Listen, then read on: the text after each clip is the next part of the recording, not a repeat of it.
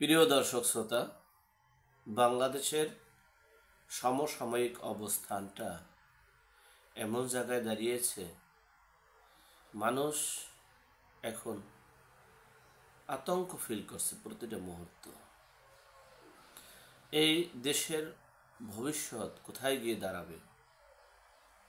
এ দেশের ভবিষ্যৎটাকে নষ্ট করলো এই মানুষের ম্যান্ডেট নিয়ে, জনগণের ম্যান্ডেট নিয়ে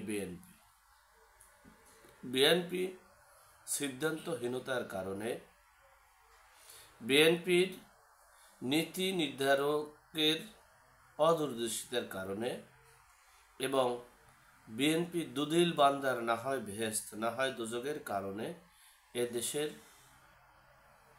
ঐতিহ্য, ইতিহাস, মানচিত্র শেষ হতে যাচ্ছে। সেদিকে তাদেরও অবস্থা কি হবে একমাত্র আল্লাহ পাক রব্বুল আলামিন জানে। ঠিক এই মুহূর্তে রাষ্ট্রপতি, তিনি রাষ্ট্রের প্রধান, সেনাপতি, তিনিও সেনাপতির এই রাষ্ট্র রক্ষার জন্য, মানচিত্র রক্ষার জন্য তিনিও প্রধান। কিন্তু দুঃখের বিষয়, এই বাংলাদেশটা যখন ইসরায়েলি ও মার্কিন যুক্তরাষ্ট্র গ্রাস করেছে, এটা তারা বুঝতে পেরেছে। ইতিমধ্যেই এই সেনাবাহিনী, নৌবাহিনী, বিমান বাহিনীকেও এই বিশ্লেষণ মতে বোঝা যাচ্ছে তাদেরকেও গ্রাস করে ফেলেছে। এখন আমাদের প্রশ্ন, সাধারণ জনগণের প্রশ্ন, এই সেনাপতি, তিনি তো এই বাঙালি জাতির জন্মভূমি, তিনি তো এই বাংলাদেশকে রক্ষার জন্য, এদেশের জনগণকে রক্ষার জন্য তিনি নিয়োজিত। তাহলে তিনি এত কিছু হতে যাচ্ছে, দেশটা এই মার্কিন যুক্তরাষ্ট্র এমনকি ইসরায়েলের গ্রাসে, আগ্রাসনে পড়ে যাচ্ছে। আর সেই আগ্রাসন থেকে বাঁচার জন্য রাজনৈতিক দল প্লাস জনগণ ফুঁসে উঠেছিল। সেই জনগণ এবং রাজনৈতিক দলের সাথে তাল মিলিয়ে সেনাপ্রধানও কাজ করেছিল। কিন্তু হঠাৎ করে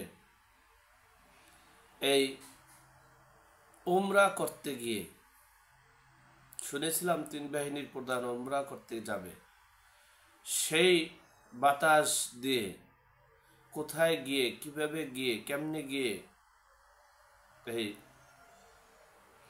এই যে আগ্রাসনের চাপে পড়ে তারাও যে এখন জবান বন্ধ হয়ে গেছে, পদক্ষেপ বন্ধ হয়ে গেছে, তাদের অবস্থানও দেশের জনগণের কল্যাণেও তারা কাজ করছে না।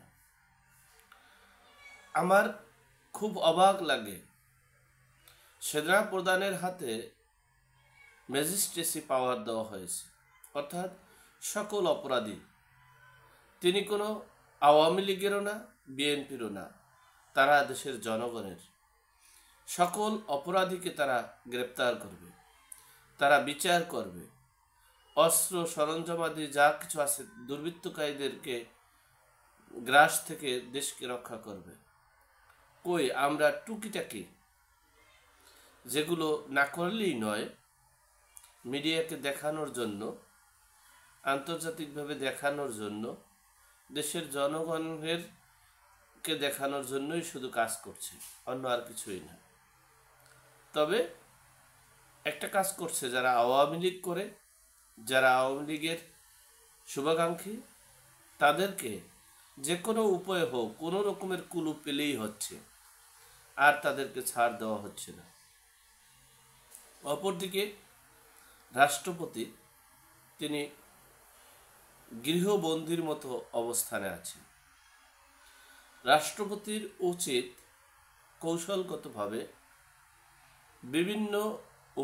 বিভিন্ন কলাকৌশলীভাবে, টেকনিক্যালিভাবে, যেভাবে একজন রাষ্ট্রের প্রতি যেভাবে তাকে নিরাপত্তা দেওয়া হয়, গোপনীয়তা রক্ষা করা হয়, ঠিক সেভাবে জাতিকে, এই বাঙালি জাতিকে রক্ষার জন্য, দেশের ইতিহাস রক্ষার জন্য তাকে কৌশলী হতে হবে। কৌশলী হয়ে এই মার্কিন যুক্তরাষ্ট্রের পররাষ্ট্রনীতি, এমনকি এই ইসরায়েলের আগ্রাসন ও জাতিসংঘের আগ্রাসন, এই তিনটা রাষ্ট্রের আগ্রাসনকে মোকাবেলা করতে হবে দেশের জনগণ নিয়ে। দেশের জনগণের বাহিরে কিন্তু কোনো কিছু নয়। এই দেশ স্বাধীন দেশ, এখানে অন্য রাষ্ট্রের আগ্রাসন কোনো রাষ্ট্র মেনে নেয় না। এটা একটা স্বাধীন সার্বভৌমত্ব রাষ্ট্র। সুতরাং এ দেশের সর্বশেষ আশ্রয়স্থল হচ্ছে সেনাপতি ও সেনাপ্রধান, সেনাপতি ও রাষ্ট্রপতি। এই সেনাপতি ও রাষ্ট্রপতি হচ্ছে এ দেশের সর্বশেষ আশ্রয়স্থল।